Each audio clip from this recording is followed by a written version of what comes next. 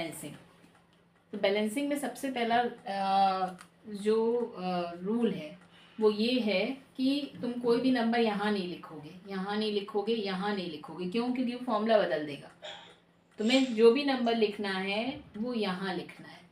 Basically number of atoms या molecules तुम आगे लिखते हो, पीछे नहीं लिखते हो। उसको तुम पीछे नहीं अरेंज कर सकते क्योंकि जो फॉर्मूला है वो फिक्स्ड रहेगा। O2 है तो O2 के फॉर्म में रहेगा। तुम इसको 4 नहीं बना दोगे या 3 नहीं बना दोगे तो O2 की जगह ओजोन बन जाएगा। तो पहला रूल है तुम्हें यहीं पे नंबर्स लिखने हैं अगर तुम्हें इनको बैलेंस करना है। सबसे पहले हम बैलेंसिंग में देखेंगे क्या। पहले हम चेक करेंगे किसके कितने एटम्स हैं। जैसे यहाँ पे हाइड्रोजन के 2 एटम्स हैं, यहाँ पे भी 2 हैं, बैलेंस्ड है, हार्ड नहीं है इसका। ऑक्सीजन के यहाँ पे कितने हैं?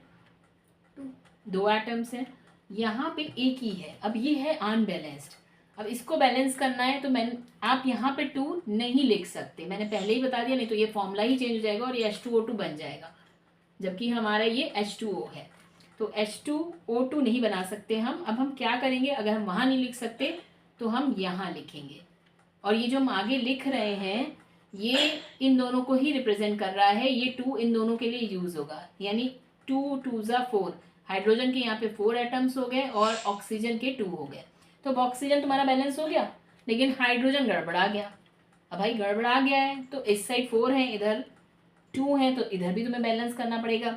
वंस अगेन तुम इसको 4 नहीं कन्वर्ट कर सकते हो, तुम आगे लिखोगे। कितना लिखोगे? 4 बनाना है तो 2 लिखोगे। 2 2 ज़ा कितना हो गया? 4।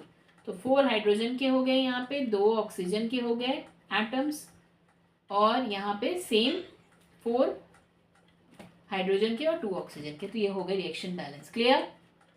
नेक्स्ट, अब सबसे पहले H का चेक करते हैं। H के यहाँ पे कितने एटम्स हैं? 1। यहाँ पे कितने हैं? 2। बैलेंस्ड नहीं है। Cl के साथ भी यही हाल है, 2 हैं, 1 है। हम वहाँ कुछ नहीं लिख सकते, यहाँ कुछ नहीं लिख सकते, फॉर्मूला चेंज रहेगा, हम यहीं पे लिखेंगे। 2 बनाना है H को तो हमने 2 लिखा, चूँकि ये 2 इन दोनों के लिए है तो H के भी 2 हो गए, Cl के भी 2 हो गए, यहाँ 2 थे ही, हमारी इक्वेशन हो गई बैलेंस। Clear balancing? अब हम ये देखते हैं, ये O2 है, ये 2 है, ये 3 है, तो यहाँ 4 एटम होके दिख रहे हैं। S का तो 1 एटम है, बैलेंस्ड है, लेकिन यहाँ पे 3 है। तो अब हम क्या करें? अगर हम यहाँ पे 2 लगा देते तब भी बैलेंस नहीं होगा। 2 2 ज़ा 4 + 2 6 हो जाएगा, यहाँ पे 3 रहेगा।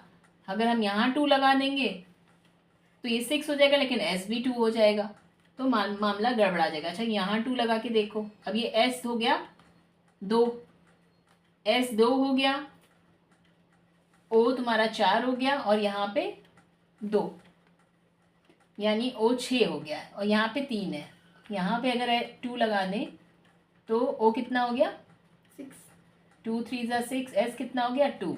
फिर से देखो यहाँ पे O कितना है? यहाँ पे 4, यहाँ पे O कितना है? 2। 4 + 2 कितना हुआ? 6। O भी 6 हो गया, S भी बैलेंस हो गया, तो ये हमारी इक्वेशन हो गई बैलेंस।